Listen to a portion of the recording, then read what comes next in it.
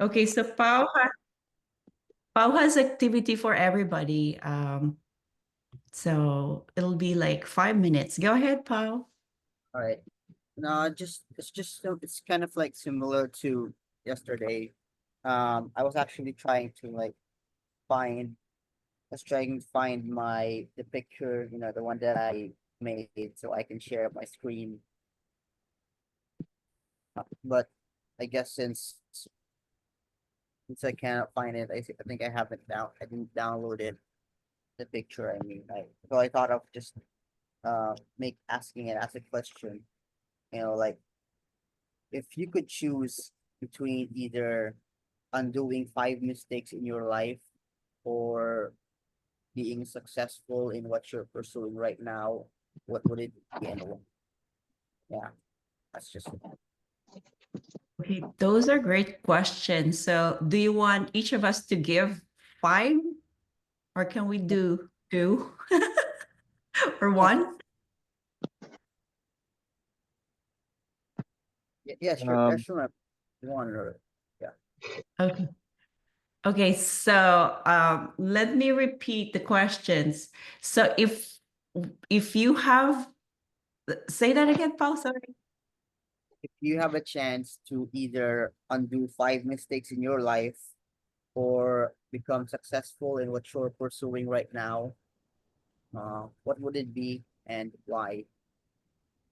Okay, so most of you are still waking up, so you can use your chat box or you can also unmute your mic. Let's see. Do you want to go first, David? sure, I am happy to go first. I would choose Go. to be successful with what I'm pursuing now. I would not be here without the mistakes I've made. So undoing them, I don't know what kind of timeline changes that would lead to. So I would rather just be successful now and keep helping people. Right. Well said. So, okay, thanks for writing it down, Pao, in the chat box. Well said. I think I will also go in that direction. I think we shared this yesterday, Alex and Pao. So those mistakes are learning opportunities for me as well. I don't think I'll be here if I would try to go back and change something in my past. So I embrace the failures. That's why we are here. Okay, so who has okay, good. So Becky said, I think most mistakes teach us something in order to be successful. So I would choose to be where I am, not where I am not, and be successful. Thanks for sharing, Becky. How about Alex? Do you want to share? Sure. Um, I mean, I like the successful idea a little more than undoing. It's possible that you can have a little bit of both, though, a little bit. You know, it's possible. I like the successful idea though a little bit, like everyone else. Yes. Thanks for sharing, Alex. So, if for everybody's information, Alex is a professional pianist. I've met him. Was it last year, Alex?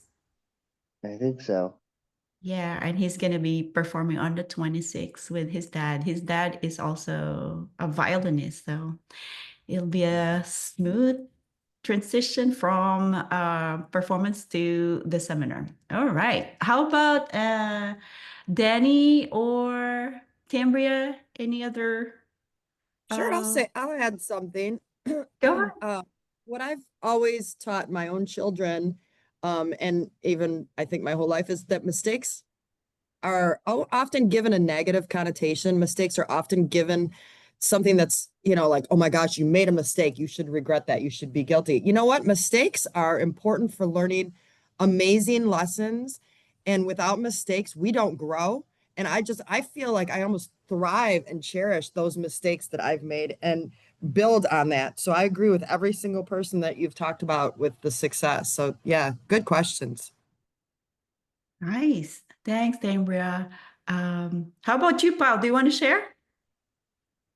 Yeah, sure. I mean, I thought of the question, ma'am, because yeah, I got your point, you guys. Everyone's thoughts, like, yeah, mistakes, uh, are, but like mistakes really made us, like who we are, all of that. But again, just like going back, I don't know, ma'am. I mean, I thought of it since I really can't help, but I really can't get over about the thought of cancel culture, like what we talked before, like the conversation I had with my dad.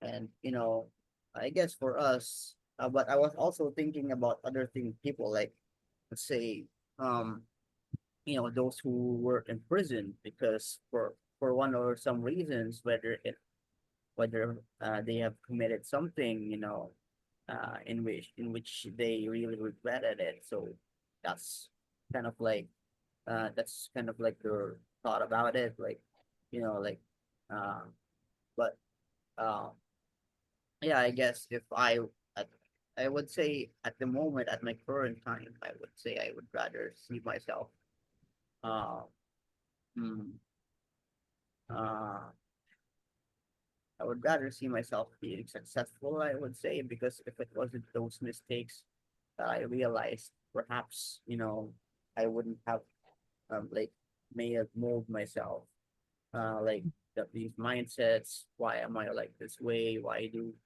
are my thoughts like this? But yeah, that's just basically the reason. Like, perhaps maybe there might be some mistakes in our lives that uh, we really want to regret, we really like regret or think that shouldn't happen or anything, one way or another. So yeah, I appreciate all of you guys here. Yeah. Thank you, Pao. That's deep. So Pao is also taking his like completing his law school in the Philippines. He completed psychology, right? And he's an ABA technician at the same time, psychometrician. There you go. Okay, so again, welcome everybody. Thanks for joining us today. I'm so grateful that Dr. David is here with us today. He traveled, he did a lot of things, and here we are talking about parenting and employment. It's an open forum, just a few slides to just give us more information and some data to share. And then gonna be talking about this. Okay, so um, David will introduce himself. Then I would introduce him. But we became friends from 2 years ago. It was Was last that? year. It was last year, yeah. So Behavioral Teaching Solutions and its sister company, nonprofit organization, conducted this conference, and David and his wife were so kind and generous enough to go to the Philippines to be part of that conference. And they sponsored 5 families to have ABA services and other services that they cannot afford because these are underserved families. So way to go. Okay, so objectives, we just wanted, go ahead, David. I was gonna say, in all fairness, my wife is Thai, and we were in Thailand when the conference happened. We didn't actually fly to the Philippines from America. I'm in Michigan. We didn't fly from Michigan to the Philippines for the conference. We flew from Thailand, which is significantly closer. So, you know, don't oversell the effort we put into that. It was great, and we loved it. And we were happy to go, but it was a much shorter flight. Fair enough. Okay. Okay, so objectives for today, we just wanted to have at least three systemic challenges faced by neurodivergent individuals and their families related to employment and parenting. Welcome, Aaron. Aaron is also a neurodivergent individual here, joining us today. The other objective, we wanted to describe 2 or more strength-based strategies used to support neurodivergent youth in developing daily routines and workplace readiness. We kind of like talk about this from the previous webinars. A few weeks ago. And if we can make a list of 2 practical actions that they can take, participants, all of us, to promote inclusive employment practices or parent-professional partnerships. Okay, so here you go. This is David. Your That's turn. me. Hi, my name's David. I started working with autistic kids when I was in college. I went to Emory University, and they have a preschool on campus as part of the Emory Autism Center, where I started seeing ABA in action before I even knew what it was, and it works, and it seems to make the world make sense to me. I worked with adults while I was working on my graduate degrees from 2014 to 2018. So I've got perspective on, that end of this transition we're discussing. I was recruited to work with kids in 2018 and worked with a large company providing autistic children with services in Michigan from 2018 to 2020. I got laid off. They said it was due to COVID, but it was so executives would get bigger bonuses. It's, one of those situations. But I don't like seeing people treated that way. I didn't like being treated that way. So I started Waypoints to treat our staff, make sure our staff are treated well, trained well, shown respect, and also to provide, improved quality of services that comes with having consistent staff and well-trained and, content staff as well. So we like to believe we're the quality leader in Michigan when it comes to providing ABA services. No offense, Dr. Schaefer. I saw that you mentioned you're also in Michigan. Yeah, so Waypoints, we work with autistic children, doing in-home ABA, helping them with the skills they need some assistance with. Well said. Of course. I wanted to share about David and his wife and I had a great kind of like sit down and conversation together. And one of the things that I can't remember, I do remember vividly is the cake. We love dessert. And we because the couple is just so nice and kind, and they don't have this Philippine money, and but we wanted to try the cake, so we decided to buy it, and I said, I'm gonna pay, I have my Philippine money, and we ended up like buying two cakes. Was it correct? Two pieces of cake. Two pieces of cake, Not two not two cakes. cakes. Yeah, that's right. Two pieces of cake, and we enjoyed it. So, because we wanted to make sure that we are providing or supporting that small business. So we ended up like enjoying the dessert and eating two pieces of cake. Just, just a Yeah. quick note here. Okay, Thank so thank you again. I forgot. Yeah, I remember dinner. I'd forgotten about the cake. So thank you for the right. cake. Yeah, okay. So those are little things that kind of matter. And when you think about life, I think that really counts. Like the relationship that you build, and then where the relationship would lead. And here we are talking about some of the things that really matter to us. So why this conversation matter? So again, like based from the data, there are only 14.3% autistic adults in the US hold full-time employment, unfortunately. And families need more support, especially during transition. Do you have any other wanted to share more on this, David? It's so sure. So the transitions are often particularly difficult, I've discovered for families, in part because people don't think about them. So it's more the parents have a more short-term vision of just trying to help their kid be the best version of themselves and get them the help they need right now, but they're not thinking about when they get older, what are they gonna when the parents get older, what are the plans gonna be? And as our kid gets older, what are the plans for our kid gonna be?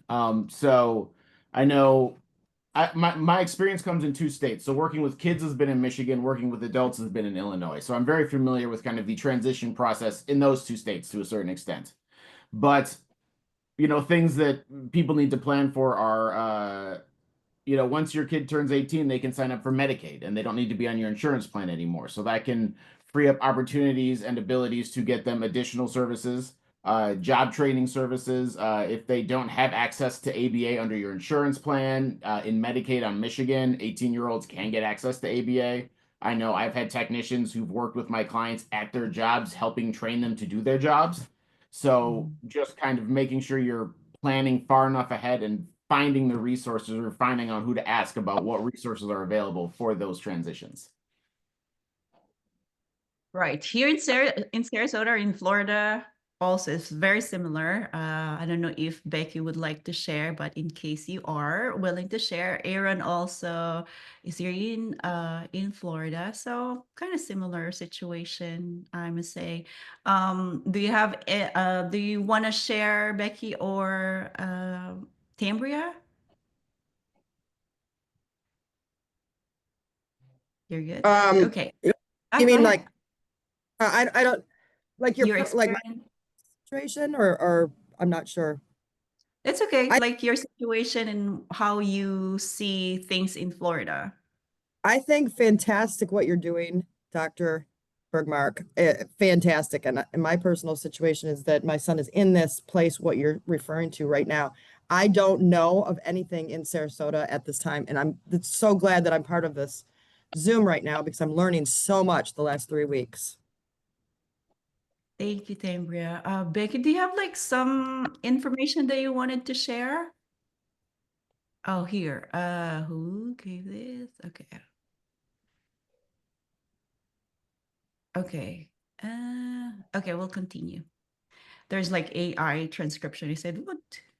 Okay, so some challenges in parent and employment. So, of course, this we've talked about this and still talking about it because this is an ongoing conversation. Barriers, some of the barriers. So the stigma, support gaps, rigid systems, and 85% of the families report needing more guidance. So, what do you want to share about this, David? It's basically, from what I've seen, it's a whole lot of research on the parents' end. There are advocacy organizations, shoot, what's it called? ARC is Yes. in a lot of states, I believe. There's the Michigan Autism Alliance, I know here. So a lot of advocacy groups have information, but a lot of different companies have different job programs that personally I've never seen advertised. I've just seen individuals working at those companies that I would assume are working there under some sort of job program. So I know in college, Kroger grocery stores used to employ people. I think I would primarily see them gathering carts, but they were, employed people who I assumed had some sort of job assistance. There's a high school near me that does job training as well at the grocery store near me. It's a Midwest chain called Meyer, based out of Grand Rapids, where I live. But there's people there I see who have a job. They're from that high school and they have a job coach with them, which I see their badge. That's how I know they're from that high school. So there are resources available, but I don't know of a good way to help with finding guidance other than to just start trying to find places that either if you're a parent and you think your child needs additional assistance or job coaching,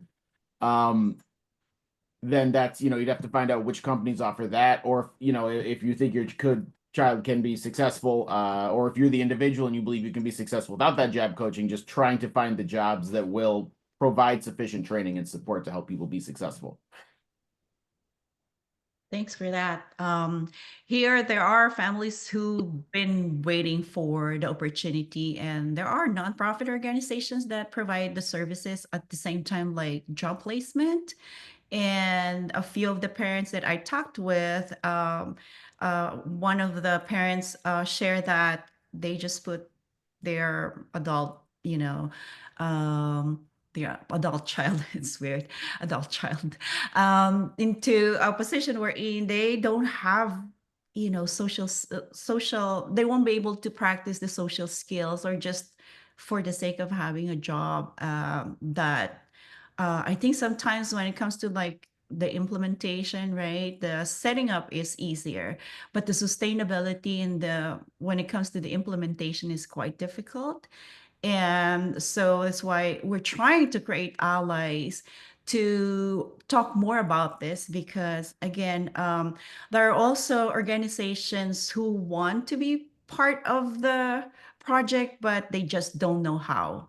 And probably just continually talking about this would really help them realize like just this space and just an opportunity for these individuals will also make a big difference, right? So, Yeah, okay. there's also Sorry, there's also at least 2 local companies here. I think one's a bakery and one makes fancy dog treats that are employ exclusively autistic people. So there are, at least in Michigan, and I assume in other states as well, individuals who are trying to create those types of work environments where people are supported. So, and again, that's a whole lot of research on the parents or the individual or the individual's end. I don't know of a good resource to assist with that kind of process and finding those companies. Right. Yeah, that's again like one of the difficulties. Okay, in the chat box, hold on for a minute. Let's review a little. Oh, okay. Danny shared about like her uh Oh, Aaron said the Chinese word for crisis is not actually the same word as opportunity. However, tempus, a Latin word that can mean critical moment, does mean opportunity. Yes, interesting. Thanks for sharing, Aaron. Becky shared this very good information. Oh, Danny did. With mistakes are regrets, and with regrets we become wiser and make more proper decisions which lead us to become successful. These mistakes are just tools in building and shaping us as individuals. So I would rather stay and be successful and bring along the things I learned from my past mistakes because they happened for a reason.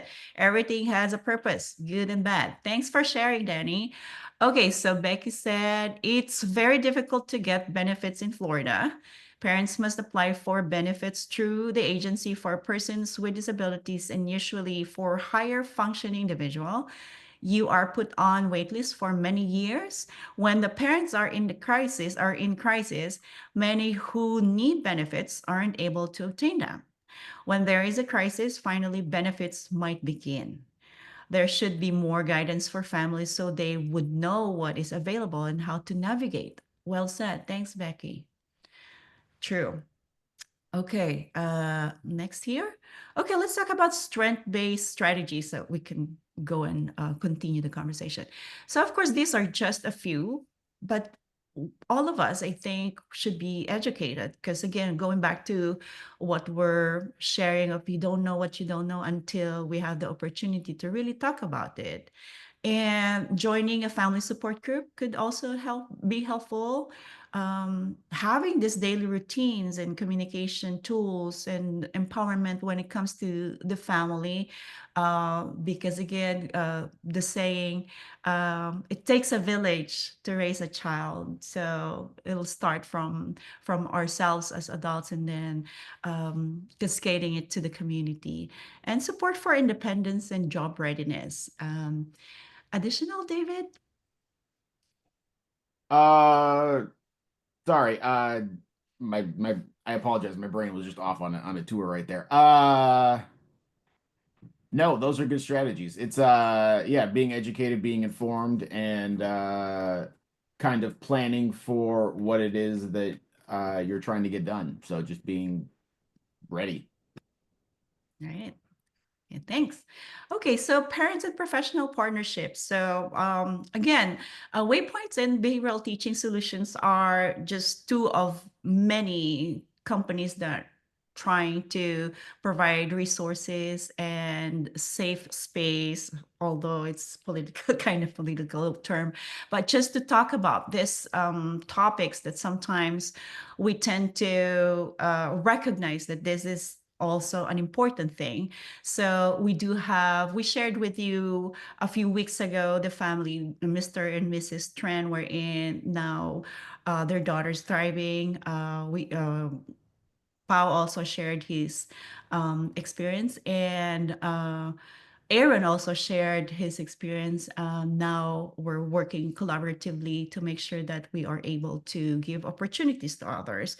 Family coaching outcomes. Again, David mentioned those services that as behavior analysts like David and myself, we are doing our best to be more creative so that we would be able to reach more communities, especially the underserved populations, and to make a difference. So Waypoints case example. Do you want to share some examples, David, and challenges in going to the partnerships?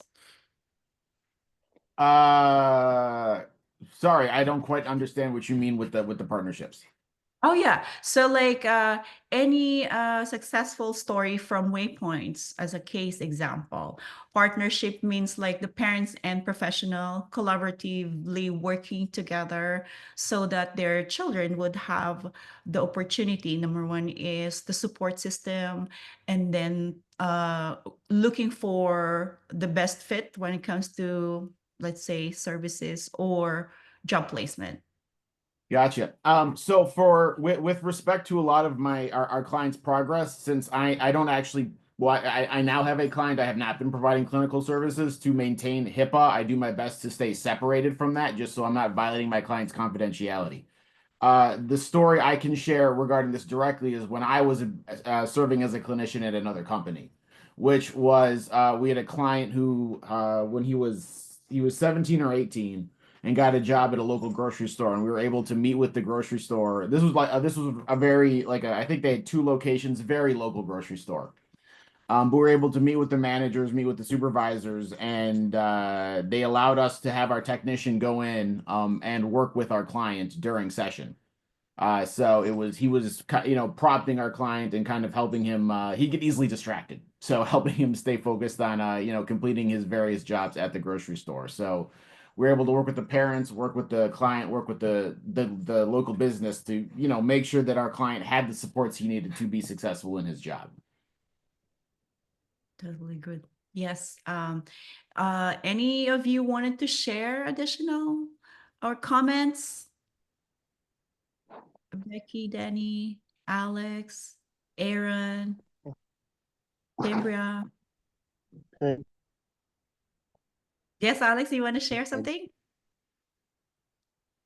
No, I'm good. I agree with all of it. I like all of it. It's good. Okay. Okay, let's go to the next one so we can go to the Q&A. So inclusive employment pathway, so supported employment, job coaching, employer education. Again, companies, they have resources, but of course, the willingness to share those resources can also be challenging because of, all other variables. And not not because they don't want to. Most of the time it's because they don't know how to, and that's where we wanted to bridge the gap. And 70% of the inclusive employers report improved productivity, because again, we kind of know that autistic individuals are very loyal, very into their task if they know what they need to do. I think most of us as well. So and we talked about this, like 80 to 85% of autistic adults are unemployed, and we wanted to create more opportunities for them, even for the future, so that it'll become more accessible for everybody when it comes to jobs. Any additional comments or information, David?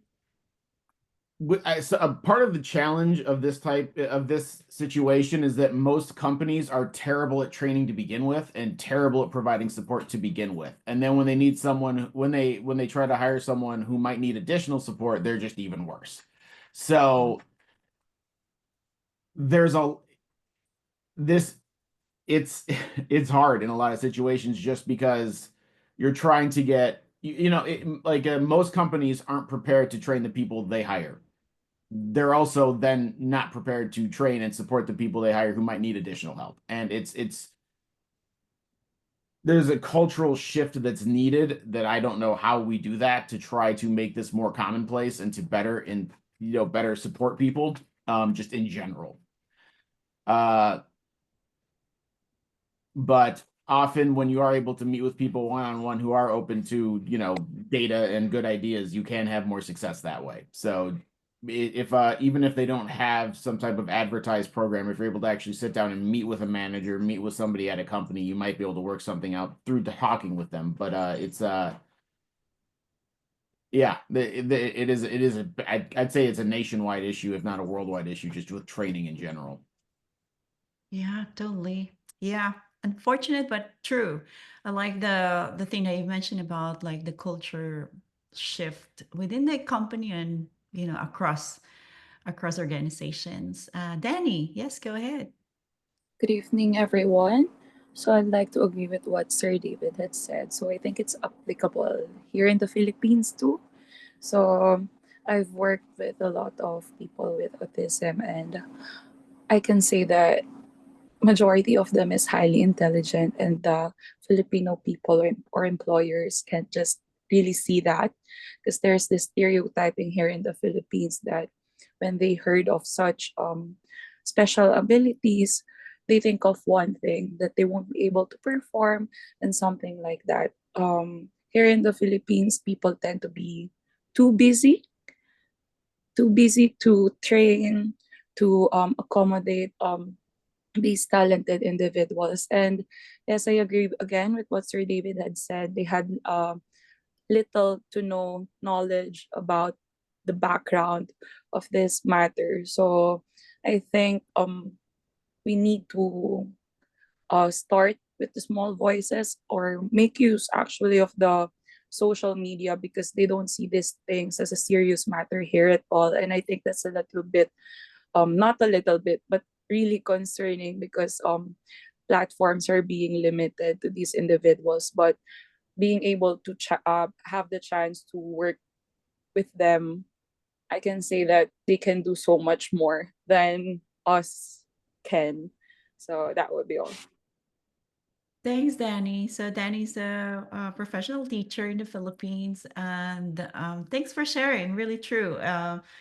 Tambria said the stigma, totally. Yeah. So, but at least like what Sir David mentioned, like just sitting with one of the managers or executive directors of a company and see and explore if they're willing. Then from there, from the conversation, we can create something more inclusive. Yes, Pao.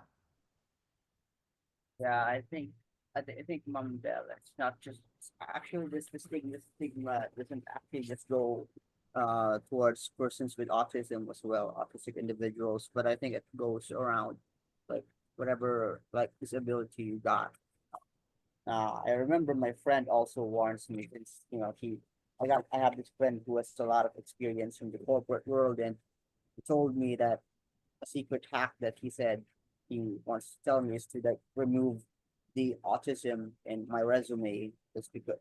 And I said, I know, I asked him why. He said, uh, you know, he answered that it's part of the pleasing personality. Like when there's the job hiring, they're kind of like looking at you head to toe, something like that. And just like him, he interviewed someone who has he once interviewed an applicant who has was visually impaired, and he was impressed. However, his company said no, they rejected him. So despite him being impressed, so it's like he has no choice. So I think it's not just about autism as well, you know, which is also my personal, struggles. Because aside from autism, I also had the skin disease called psoriasis. So when I go and apply jobs, I tend to get being looked, and said, "What's up with your skin?" Or something like that. Right. Yes. Thanks for sharing, Pao. Yeah. There are many, many things. This is just like the tip of the iceberg that we're talking about. If we're going to the job placement, and how challenging it is for everybody, for the employer, for the applicants, for the employee. Yeah. Additional, David? All good. I think we've covered a lot on this topic. Right? Yeah, I Yeah. know. Yes, thanks for the comments, everybody using the chat box. All right, so let's go to the Q&A. This is just a few or two of the discussion prompts. So question number one, what does an inclusive pathway look like in your setting? Or probably like if we can visualize it, right? If we can create an inclusive pathway, what does it look like? And how can we make things better from your answer to number one? Um, I'll start with you, David. Sure. So at Waypoints, So when I started Waypoints, the first phone call I made was to the person who's now my clinical director. The second was my dissertation chair, who's our director of training and research. They were an associate professor of ABA for almost a decade before leaving academia and basically turning all of their curriculum into our training programs. So for us, the way we approach training is we assume nobody we're hiring knows anything about ABA and everyone needs training on everything, which has been very inclusive in that we have hired a number of we've hired a number of people who've later disclosed they're autistic. We've never, we don't ask people, are you autistic? But people have self-disclosed they're autistic who have worked as technicians with us. And right now we might have some, I don't know. It's one of those things where that's their personal information. If they tell me, I know. If they don't tell me, I don't know. We've also had people with we've had people with, I think we've had someone who's visually impaired working with us before, and we have someone who currently is a service animal. I don't know. Again, I don't ask why they have a service animal. I just know they have a service animal. So we've been finding settings for them as well. Basically what it is create a robust training program to prepare the people you hire to do whatever it is you need to do, regardless of where they're starting. And then if someone says, hey, I need to support in this fashion, you support them to the best of your ability. So to me, that's what it looks like is it's what we're doing. And it's, yeah, you train people to the best of your ability and you support them to the best of your ability. Right. Yeah. In behavioral teaching solutions, we kind of like expanded when it comes to how can we create opportunity. So one pilot program that we did was with PAO, wherein during the pandemic, we were connected through social media, through Zoom. And my team member and I decided can we create a program for PAO to be kind of like an independent contractor in Asia, so that they'll be able to also hear from an autistic adult how challenging it is and how fun it is to be around them. And that's been like, I think 4 years ago when the BACB, our credentialing board, changed the international certification program, and we have to be available for them. So that was a great opportunity to create that opportunity for others. And now Pau is one of our speakers. We created a program for his social skills and independence when it comes to like traveling from one point to another. And so far, every time that he would have this presentation, almost all parents would cry in the audience because he's just authentic, because they have to hear what an autistic adult would hear or would say to the parents. And how can we make things better? I think just having this conversation and listening to all autistic adults that we are around with, just to collaborate with them, because again, we don't know what we don't know until we have the opportunity to sit down and to talk about this. Yeah, any from from the attendees, Becky? Oh, Dan? sorry Go if ahead. I can jump in again. This is actually a story from yesterday. There's a group that I meet with, and one of the guys disclosed that his brother is autistic or is on the spectrum. If it was 10 years ago, I think the diagnosis would be Asperger's. So he's on the spectrum, and he'd always been interested in flying. So his parents encouraged him. He got his pilot's license before he got his driver's license, and he's now an airline pilot for a major airline. So, his parents didn't try to push him in a direction. They just supported him in following his interests. And he's a great pilot. He knows what you need to do. He doesn't have the best. He's not the pilot who talks over the intercom. He's not the guy who you have he does have some deficits regarding social skills, but he is a fantastic pilot, and in part it's because he was supported and encouraged to follow what he was follow his interests. So. That's so cool. Thanks for sharing. That's like a celebration among ourselves. Becky, Tambria, Aaron is here too. So we just recently had our agreement as Aaron as our another independent contractor. And so far, he's been inspiring so many parents and so many attendees during our webinar. So on the 26th, he'll also going to talk about a very, very important topic. Yes, comments, questions? I'm actually on a side conversation with someone here in Sarasota who is experiencing very similar what we're discussing. And I invited her to the Zoom, but she can't right now. But she basically told me that she sent her adult son, who's now almost 30, to Toronto recently, thinking because Toronto has some services as well. So we're just kind of talking, we need a national alliance or international alliance even to make this more, to make the awareness, to make this bigger than what we are talking about, because this is a necessary need. And if you were in the thread conversation right now with this particular woman I'm talking to on the side, it's unbelievable some of the things that she's experienced. I wish she was here right now.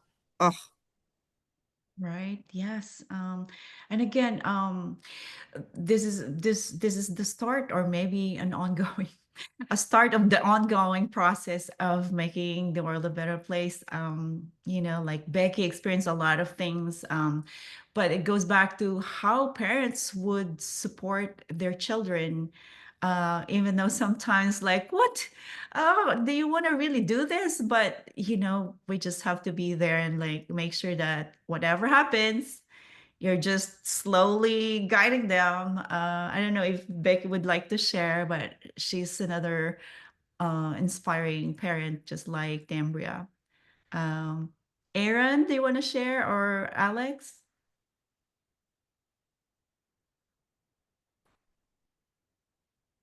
Okay, so if you have further questions, you can always reach out to us or Sir David as well. Oh yes, Pao, go ahead. I One can second. just Now? share. Oh, Alex, and then Pao. Oh no, I was wondering why you couldn't hear me. I think I fixed it.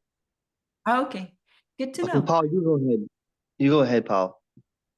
Okay. I think for me, I think what we can do is to uh, actually for parents to actually just uh, let's try to like believe in our child. I remember when I first joined BTS, I had a chance to become uh, an ABA technician. One of my clients, uh, you know, I'm not gonna mention the name, but he's a graduate. He finished college. He's a graduate, but unfortunately, he wasn't able to like do like basic skills. So because of that, even if he had a job, he was like he he needs to be like be taken care of, all of that. So I think the lesson, what I want to say is to just uh I understand that, yeah, the worry is there when our child is like developing, but just be there. If they think that they're curious about something, they want to show something, just answer them. Uh, because I think that the challenge there is, aside from the the stigma, of course, is uh the challenge is that can the individual survive again without the parents, you know and I mean, I believe that the knowledge, I believe with the brain of every autistic individual, that, they can do it. Perhaps the work ethic, maybe it took a while, but I think the main issue here is, the adaptation. Perhaps they might be culture shocked to the world because perhaps they are like being protected too much. It's like that. Thank you, Paul. Well said. I remember there was a conversation during Paul's presentation. We call that Spectrum Speaks in the Philippines, and Paul's parents were there in the audience, and Paul was just like talking to his parents at the same time, resonating to other parents. And those words coming from Pau, not representing the entire community, but we just have to, sometimes like it's the fear of the unknown. I think when we love somebody, or we love our loved ones, we kind of like think of like expecting that there's gonna be a worse situation that they won't be able to deal with. Right. So I guess like what Paul mentioned, like, well, just trust and give that opportunity for that individual, and behind the scene we are still there, kind of like guiding them. What can you say about that, David? Have you experienced something similar to what Paul mentioned? Yes. So thank you for realizing I wanted to chime in at this point. So, and I don't know if this is a culturally, I'm not sure how this relates to the Philippines, but with America, there seems to be a lot of parents who feel it's their job to raise their kid until their kid can take care of themselves, and then once their kid can take care of themselves, that's what their job is. And if there's a hiccup to that, or if their child is going to need additional assistance as they grow, they feel like failures as a parent. So a conversation I've had to have on multiple times with parents is that, kind of realizing that you don't need to have your child live with you your entire life. It will help them, and it will help you for them to grow out, maybe move into a group home, move into an assisted living kind of place, like move into another environment. Give them the space they need to grow as a person. You may not feel they're ready, and you may feel that it's your child, and because your child can't go from your house to college, can't go from your house to their own apartment and a job, you haven't done your job. Your job is to help them to the best of your ability. And if you've kind of reached the limit of your ability, that's fine. You don't, this wasn't what you were prepared for. There are people who are prepared for this. Let them move out, let them go on to live their own life, and be there to support them when they need it. But you can't just keep them home. Like that's not, generally speaking, that's not going to work long term for you or them. Like, give them space and let them grow. I love that. I so love that. We have this conversation, Timria or Becky, and how challenging it is for Becky and Aaron moving to another part of Florida. It was scary at first, but Aaron's enjoying his own space. I bet I'm not I'm not putting words into your mouth, Aaron or Becky, but I just wanted to celebrate that because it's the courage of the parents and it's the courage of the individual to really like explore the possibilities that they haven't before. Yes, Pao. Yeah, another addition po, that I wanted to share, what I think what we can do better, especially for both parents and employers, is to really teach kids or individuals to just uh, help them introduce them to a lot of people. Uh, personally, it's just for me, like, us humans are social individuals, so when we, of course, when we are being shunned or rejected, that kind of like gives us a little some negative vibe, negative aura, or negative feeling.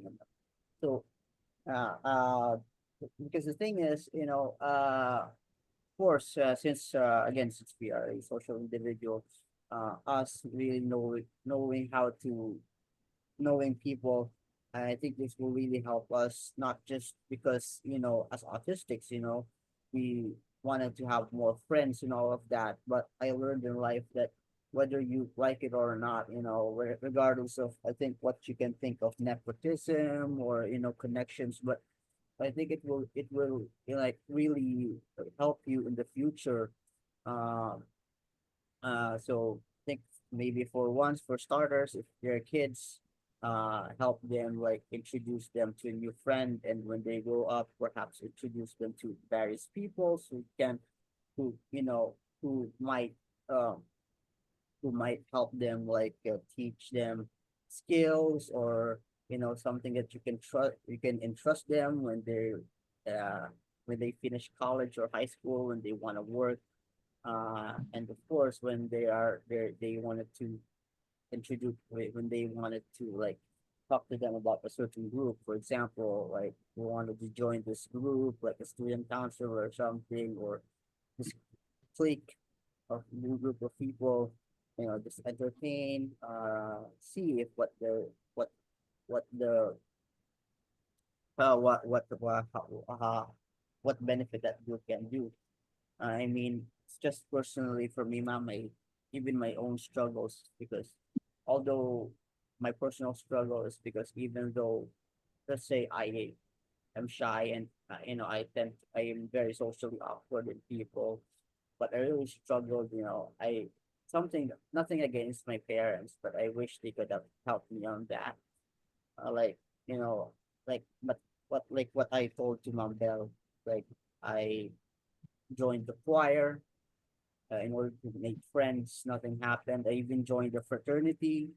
Nothing happened. Like, so I think it's like, so I think it's something that I can suggest to parents and employers, uh help them in terms of socializing, because I think socialization is an important factor in our lives, regardless of who you are, your disability.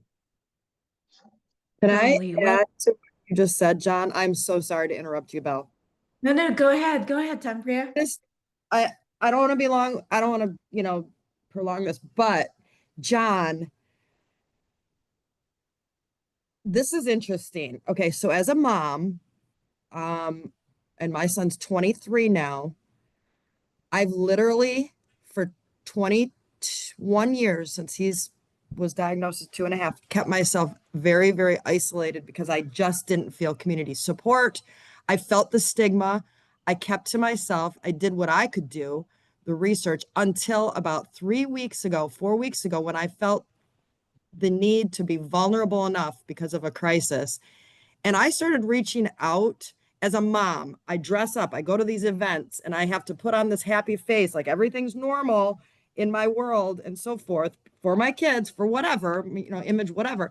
And I connected with the most interesting people. Belle, for one, has just introduced me to so many different aspects and ways to see this. But the stigma for me as a mom, knowing that I have this son that is struggling internally, that I didn't recognize needed more than just the isolation that I was, protecting him from.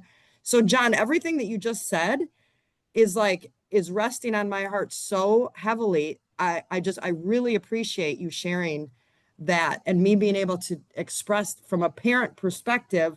We try to do everything right for our kids. We try to live this life that makes us, and we isolate when there's issues, but reaching out and what you just said to connect with these people is so important. And this is blowing my mind to have heard you just now say that, John. Thank you for sharing, Tambria. Sorry, can I jump in as well, please? Go ahead. I just wanted to welcome Patrick. Patrick, we're in the Q&A. If you have questions, or we will continue the conversation, but please use your chat box as well. Go ahead, David, and then Pao. Sorry, thank you. Yeah, Pao, no, I just wanted to kind of share with you also, like when I was in college, there was I played ultimate frisbee, and there was a guy on the team who, looking back on it, he's likely on the spectrum based on a lot of his behavior, but we thought he was an asshole. If most people, I think, are compassionate people when they have an understanding of like maybe why someone does something, but all we saw was someone who, when someone needed help, he wouldn't help them. And when the team needed help, he wouldn't help them. It was just, he wanted to do what he wanted to do, and was very bad at making connections with people. So if we'd had the education and the knowledge that this was a guy who needed some additional support and needed people to reach out to him to help him, he would likely have had a different experience. We would have a different experience. But, I didn't realize this till years later. So it sounds like you were doing the right things on your end, but then the people who you were trying to connect with didn't know that maybe you needed some additional help with those social skills that you said you struggled with. So if they'd had that knowledge, they might have been able to help as well. But again, I don't know. Like, we teach our kids, people are different. Just be nice to everybody. If you don't understand why someone's doing something, still be nice to them. And there's not I don't know of a good approach in a classroom or other than individual parents kind of teaching their kids to be accepting how to approach the situation. Totally said. Oh my gosh, this is really, really good. Hold on for a minute. Well said, everybody. Let me read some of the comments here. Becky said, yes, we just went through this. I think it's worked out so well, and he's grown so much. And Aaron asked their son, because I was saying like, I don't want to put words into your mouth. And he said like, nah, that's correct. It has taken a while to get used to it, of course. And Becky said, we are excited for him and us. And Aaron said, I'd add that it's kind of unfortunate how few facilities there are like the one that he's currently lived in. And Becky shared, he was right. There is a tremendous need for more supported and affordable living in our state, or generally speaking, the entire country or across countries and probably everywhere. Becky said, yes, I think most parents go through what you are saying, Dr. Schaefer. And Dr. Schaefer said when you were talking, David, oh my gosh, exactly, Dr. Bergmark. And you are talking about my 6'5" rugby playing son.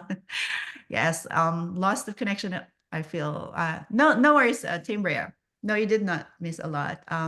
Alex, do you have something to share? I know Aaron is still like waking up. He's not used to like getting up so early as well as Alex, but um, it's all good.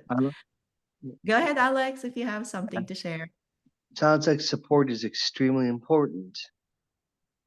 That you have to help out not just with one kind of person with autism needs, but multiple variety of different types of autism with different types of people, requiring individual and unique support for each environment that they may be in, with different types of people with, they're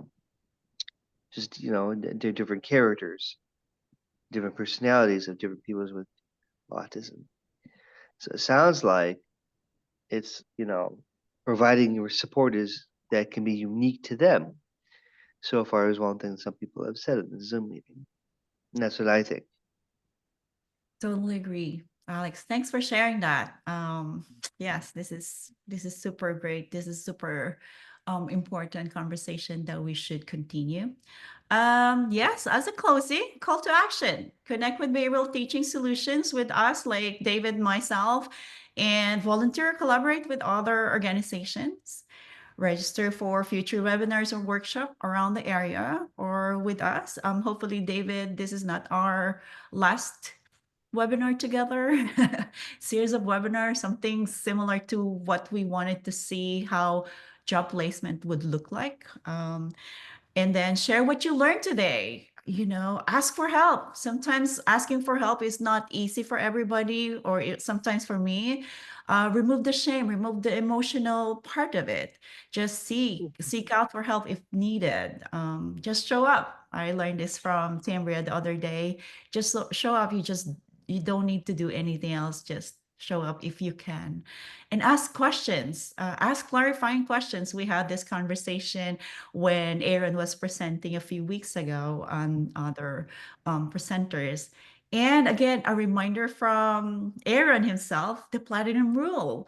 So these are just a few, but still a lot to do when it comes to here. Aaron said the other thing I'd note is just that I wish our communication styles were better understood, which is what I'll be discussing in my presentation next week. Yes, so on the 26th, we have this Creating Allies for Autism. If you can join online or in Sarasota, if you are in town, please join us. And I think this will, yes, go ahead, David, if you have some more to share, please. Oh, no, I was just listening and nodding along. My apologies. Okay, no worries. Okay, and I think that's all for today. For further information, if you wanted to know more about the organization of Dr. Bergmark, please reach out. And thank you so much for your time today. We will see you next week. And questions, comments? Nope. No?